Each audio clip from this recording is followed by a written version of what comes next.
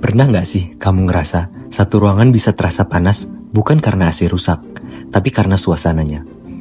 Coba bayangin, kamu lagi rapat tim. Semua udah kerja keras buat presentasi besar. Tapi di tengah pembahasan satu orang nyeletuk. Desainnya kurang bagus ya. Lalu yang lain nyaut.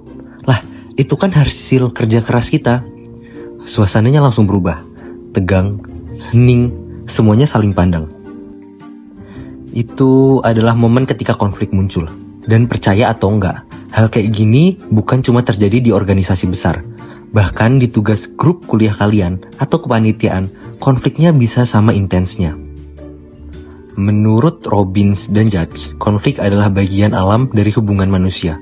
Perbedaan pendapat itu wajar, karena setiap orang punya latar belakang, nilai, dan cara berpikir yang berbeda. Tapi, disinilah sisi menariknya. Konflik gak selalu buruk. Yang bikin beda adalah bagaimana cara kita menanggapinya. Kita hidup di dunia yang saling terhubung. Kalau kamu bisa mengelola konflik dengan baik, kamu bisa bekerja sama dengan siapapun, bahkan dengan orang yang berbeda dari kamu.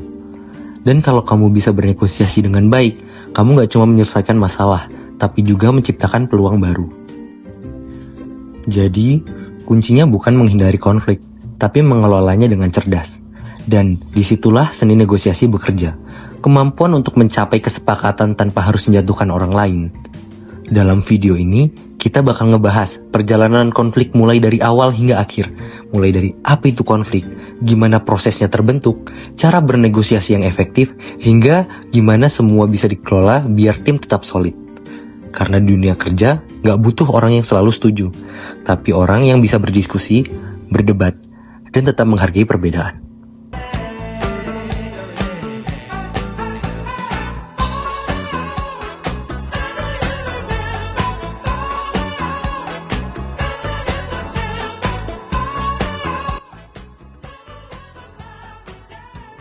Jadi, apa sih sebenarnya konflik itu?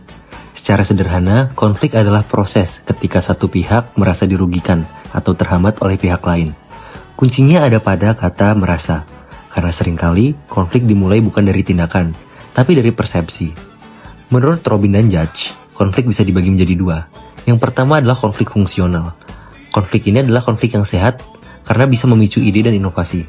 Lalu, yang kedua adalah konflik disfungsional.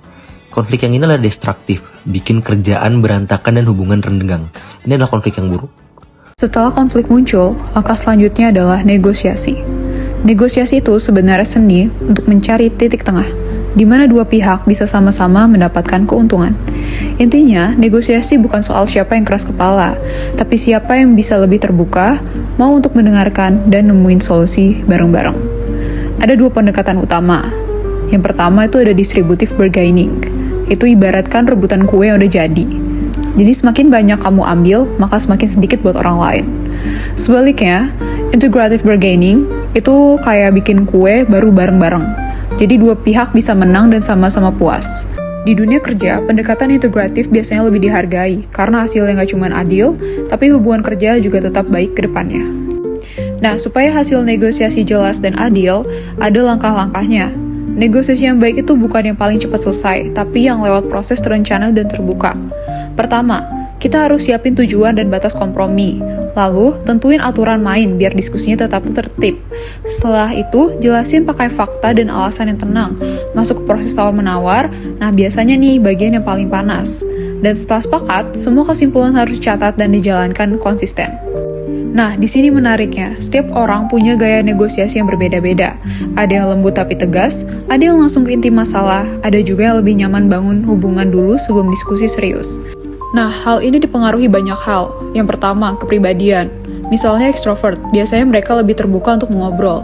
Lalu yang kedua, ada mood dan emosi. Kalau mood lagi bagus, komunikasi juga tentunya lebih lancar.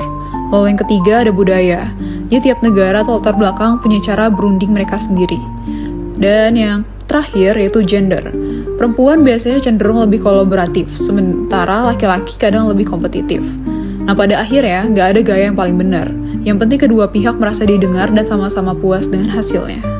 Negosiasi dalam konteks sosial. Negosiasi itu nggak berdiri sendiri. Di balik setiap kesepakatan, ada reputasi, jaringan hubungan jangka panjang, dan rasa saling percaya yang ikut berperan. Dalam Dalam dunia nyata, orang lebih nyaman bekerja sama dengan pihak yang jujur, transparan, dan konsisten. Kalau kamu dikenal terbuka dan fair, lawan negosiasi cenderung lebih rileks dan percaya niat baikmu.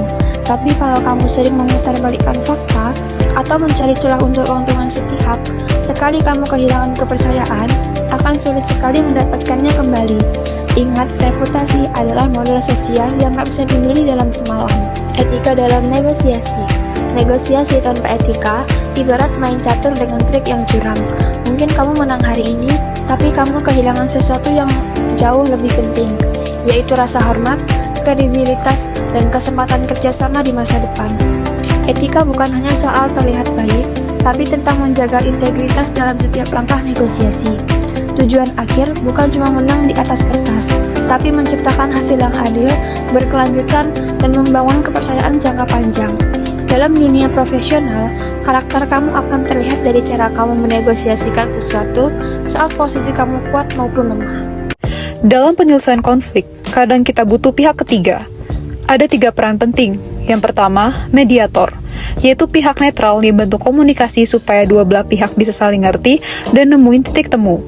Mediator mengambil keputusan, tapi bantu prosesnya tetap lancar. Lalu yang kedua, ada arbiter, yaitu pihak yang punya wewenang untuk mengambil keputusan akhir.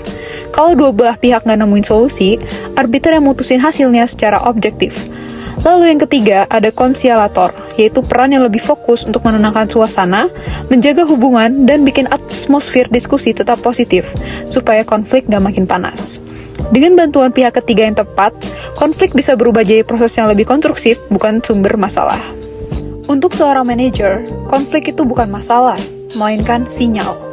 Sinyal bahwa ada sesuatu yang harus diperbaiki. Dan kemampuan mengelola konflik dengan adil bisa menentukan seberapa sehat budaya kerja di tim Anda. Manajer yang baik bukan cuma menyelesaikan masalah, tapi juga membangun ruang yang aman buat timnya bisa bicara, saling dengar, dan tumbuh bareng. Karena pada akhirnya, komunikasi yang terbuka itu bukan kelemahan, tapi kekuatan yang bikin tim bisa terus berkembang. Jadi, apa pelajaran dari semuanya? Konflik bukan sesuatu yang harus dihindari, tapi sesuatu yang harus dimengerti. Karena dari konflik, kita belajar memahami orang lain. Dari negosiasi, kita belajar menghargai perbedaan. Dan dari keduanya, kita belajar bagaimana bekerja bukan hanya untuk diri sendiri, tapi untuk bersama. Dan di dunia kerja hari ini, kemampuan berkomunikasi, bernegosiasi, dan menyelesaikan konflik bukan cuma skill tambahan, tapi fondasi untuk jadi profesional yang bijak dan dihormati.